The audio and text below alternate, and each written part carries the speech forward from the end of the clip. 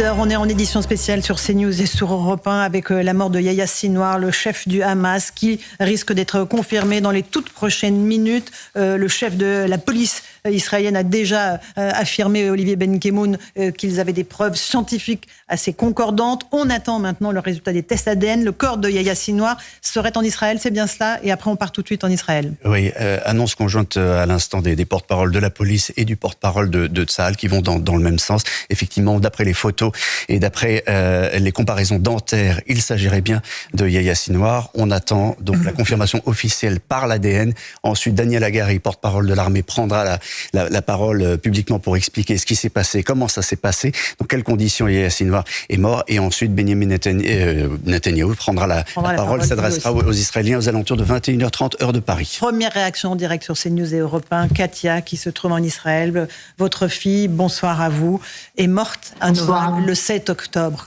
Comment vous prenez cette nouvelle qui doit être encore confirmée, mais on a les premiers éléments qui nous laissent penser qu'il s'agit bien de Yahya Sinwar?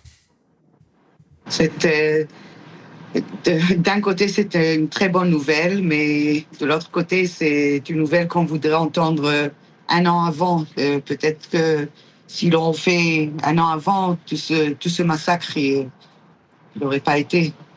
C'est une bonne nouvelle, je crois, pour toutes les familles. Ça ne va pas faire retourner notre enfant, mais c'est une bonne nouvelle. C'est lui qui a tout fait. C'est lui qui a commandité les attentats du 7 octobre dans lequel votre fille est morte, c'est cela, madame? Oui, c'est juste ça.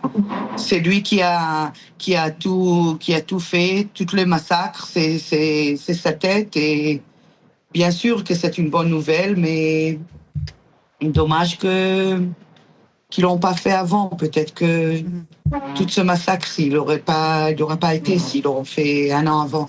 Bien sûr.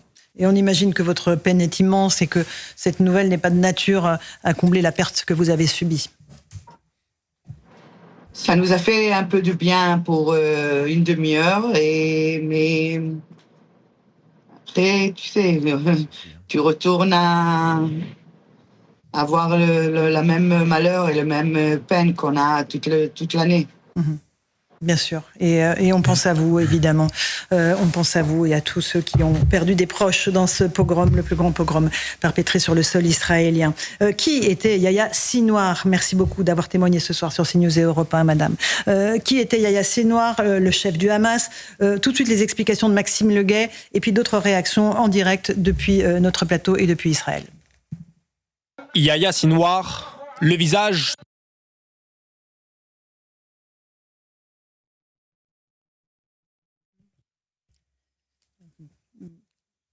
Voilà, on va réécouter dans un instant ce profil de Yahya Sinwar, je le disais, 61 ans, qui est né dans le camp de réfugiés de Khan Younes, dans le sud de la bande de Gaza, qui a passé près de 23 ans, Louis de Ragnel, dans les geôles israéliennes, un terroriste qui a été libéré par Israël à la faveur d'un échange de prisonniers pour la libération de Gilad Shalit. Absolument. Et en fait, c'est même lui qui a créé les conditions de sa libération, puisqu'il voyait bien que sa détention allait il allait faire ses 30 ans de prison, il voulait sortir plus tôt, et c'est lui qui a appelé depuis les prisons israéliennes il a appelé les Palestiniens et les membres du Hamas dans la bande de Gaza à essayer d'enlever des soldats israéliens pour servir de monnaie d'échange. Alors, il parlait pas de lui, mais il parlait de la libération de 500, à l'époque, de 500 000 détenus, donc palestiniens. Et c'est comme ça que Gilad Shalit a été enlevé, et c'est en contrepartie de sa libération qu'il a pu faire partie des militants du Hamas qui donc ont été libérés en 2011. Donc il n'avait pas effectué l'intégralité de sa peine puisqu'il avait été condamné à 30 ans de prison. Ce qu'il faut bien savoir, c'est qu'il n'y a pas un seul Israélien, je le trouvais plutôt dans l'autre sens, tous les Israéliens, bien avant le 7 octobre, connaissent tous le nom de Yahya Sinwar, puisqu'il avait déjà, il a fait au moins 3 séjours dans les prisons israéliennes, et il avait déjà été libéré, donc avant la libération dont on parle de 2011, à la demande du cheikh Cher Yassine, qui avait plaidé en faveur de sa libération. et donc en prison, à chaque fois, il s'est durci, radicalisé. C'est là où il a mûri, si on peut parler comme ça, mais il a théorisé vraiment la manière avec laquelle il prendrait le pouvoir. Chaos, la violence, la barbarie. Et ça commence avec un élément très simple. Quand il sort de prison, en 2011, il fonde immédiatement un service en fait au sein du Hamas qui deviendra la police du Hamas et qui prendra le contrôle en fait sur tout le parti politique. Et surtout Gaza. Il détestait Ismaël Haniyeh qui a été tué en juillet dernier parce qu'il le considérait trop modéré et d'ailleurs il avait menacé de l'assassiner. C'est pour vous dire le degré de violence. Il considérait qu'Ismaël Haniyeh était trop progressiste. Catherine Ney, vous êtes avec nous. C'est une nouvelle extrêmement importante. Oui, surtout que ça évidemment, on serait joué en Israël, mais aujourd'hui, c'était pas lui qui était visé, c'est tout à fait une expédition, un peu une routine dans la bande de Gaza. Il y a eu comme ça un échange de feu et c'est comme ça qu'il est mort. Mais dès l'après-midi, sur les sites internet, il y avait la photo de son cadavre. Bon, et là, je veux dire, c'est vrai que quand là, il n'y avait pas de doute, on reconnaissait même sa denture qui le trahissait. Enfin, c'était lui, comme quand Saddam Hussein a été retrouvé, ou comme dans sa cache. Oui, plutôt. Le président libyen, là, c'était évident, voilà, c'était lui. Mais c'est quelqu'un de très intelligent qui, en prison, avait étudié l'histoire des Juifs et savait, dans leur culture, combien était importante l'histoire des otages. Et donc, c'est un plan qu'il a monté en sachant aussi qu'il fallait se cacher dans des couloirs, dans des souterrains profonds, parce que les Israéliens se vantaient de pouvoir lire même sur un paquet de cigarettes depuis Tel Aviv, dans tout ce qui se passait dans la bande de Gaza. Donc il a monté tout un plan et je crois qu'il a endormi les Israéliens en laissant tous les jours 18 000 Palestiniens venir travailler en Israël. Et donc, et d'ailleurs, plusieurs militaires israélien disait à Netanyahou, mais attention, c'est un calme, ça peut pas durer, il y a quelque chose qui est en train de se fomenter, et lui ne voulait pas l'entendre. Je vous passe la parole dans un instant, Muriel Wachnine-Melki, merci de nous avoir rejoints pour cette nouvelle importante. Je voudrais juste qu'on passe la parole à Claude Moniquet, qui est notre spécialiste terrorisme et renseignement. Claude Moniquet, bonsoir. Qui était Yahya Sinwar exactement? Un boucher, un psychopathe? Qui était-il, cet homme? Alors Laurence, ce qu'on peut dire de Yahya Sinwar, c'est que c'était évidemment un homme très très décidé, un très ancien militant palestinien, parce qu'à l'âge de 62 ans, au moment de sa mort, il était déjà actif depuis plus de 40 ans. Il avait fait de la prison à 3 reprises en Israël, la dernière fois, comme ça a été rappelé, pour 22 ans sur une peine de 30 ans. Et là, il avait été condamné pour l'assassinat de collaborateurs, d'informateurs en fait, des services de renseignement israéliens, et principalement du Shin Bet au sein du Hamas. C'était un homme extrêmement cruel dont on savait qu'il avait lui-même participé ou directement dirigé la torture de ses victimes, de ces probables agents des services israéliens. Il avait créé, effectivement, ça a été rappelé aussi, cette organisation qui s'appelait Al-Majd, qui était le service de renseignement au départ du Hamas et qui était devenu sa police. C'était l'homme fort du Hamas, déjà avant la mort d'Haniyeh et encore plus depuis la mort d'Haniyeh, puisqu'il lui avait succédé à la tête de l'organisation. Et c'était surtout le grand architecte, le concepteur de l'épouvantable pogrom du 7 octobre. Donc c'est quelqu'un qui était une cible extrêmement prioritaire. Il était vraiment tout au-dessus de la liste des dirigeants terroristes à éliminer pour les Israéliens. Bien sûr, Claude Moniquet, on sait aussi qu'il a passé de nombreuses années dans les prisons israéliennes, qu'il a été sauvé par les Israéliens, il avait une tumeur au cerveau, il a été sauvé par un chirurgien israélien dans un hôpital israélien, et il s'était plongé dans l'histoire de l'État hébreu, dans la langue, afin sans doute de mieux connaître ceux qu'il considérait comme ses ennemis. Oui, alors d'abord, Laurence, il est important de souligner ce que vous venez de dire et qui prouve que contrairement à tout ce que disent les gens de certains partis d'extrême gauche, ce qu'on lit sur les réseaux sociaux, Israël est une démocratie. Parce que l'homme qu'ils ont sauvé effectivement en lui faisant subir une opération extrêmement complexe et extrêmement coûteuse dans un hôpital israélien, je le rappelle, avait été jugé et condamné pour avoir éliminé des informateurs des services israéliens.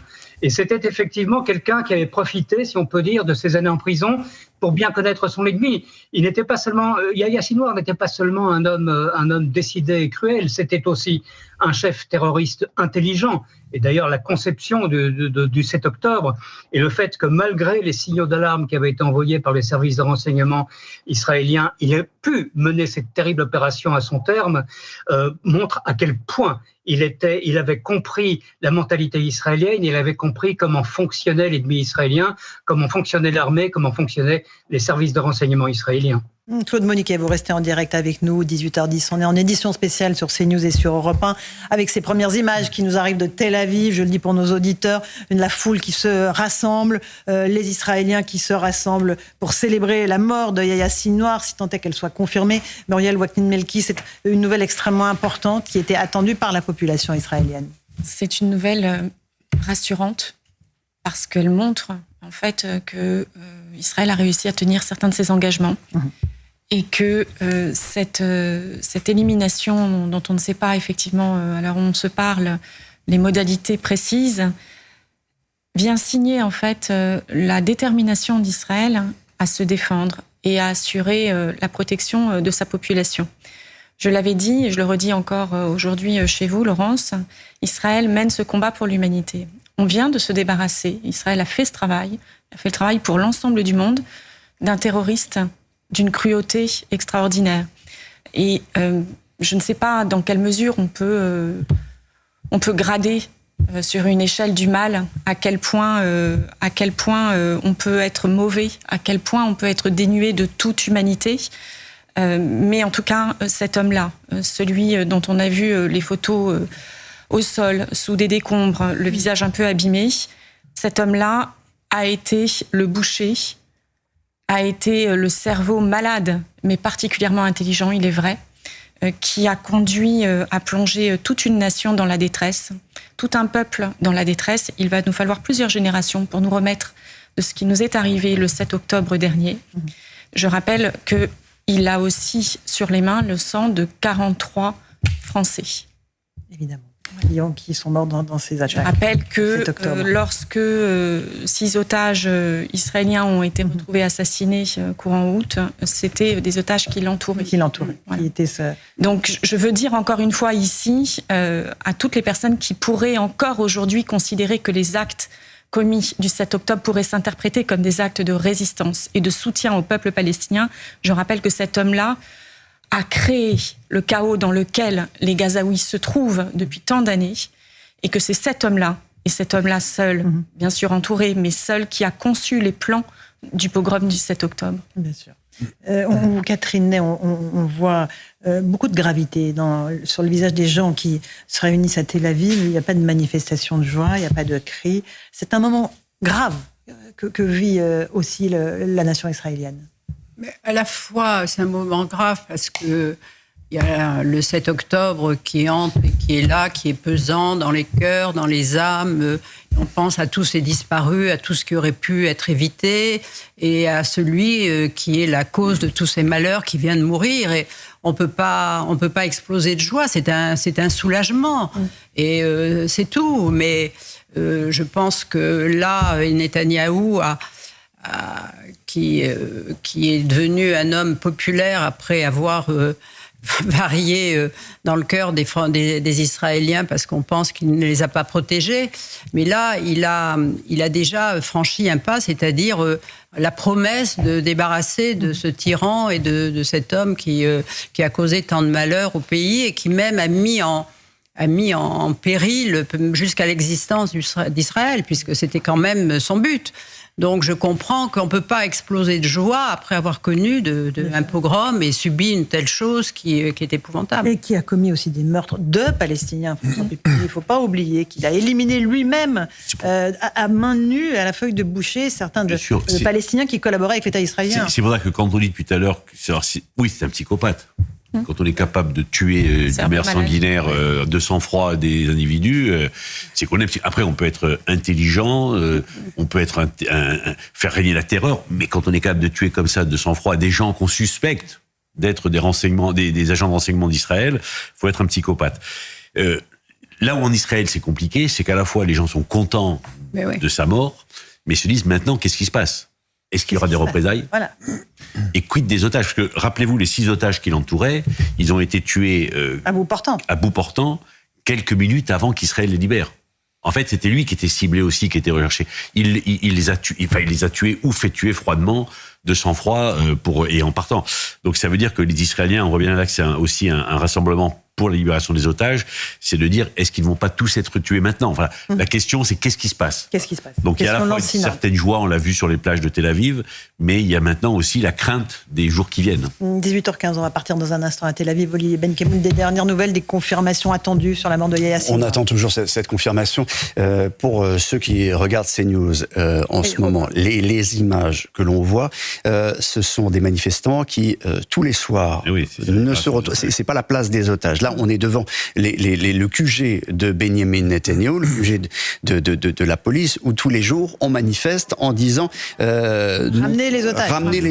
Ramenez les otages. Donc ce soir, plus que n'importe quand, le message, c'est maintenant qu'on a éliminé le pire du pire, qu'on a eu tout l'organigramme du Hamas, il s'agit maintenant de ramener les otages. Simplement, la gravité dont vous parlez, elle se comprend parce que qu'est-ce qui reste comme otage? On a annoncé le 7 octobre 101 otages encore.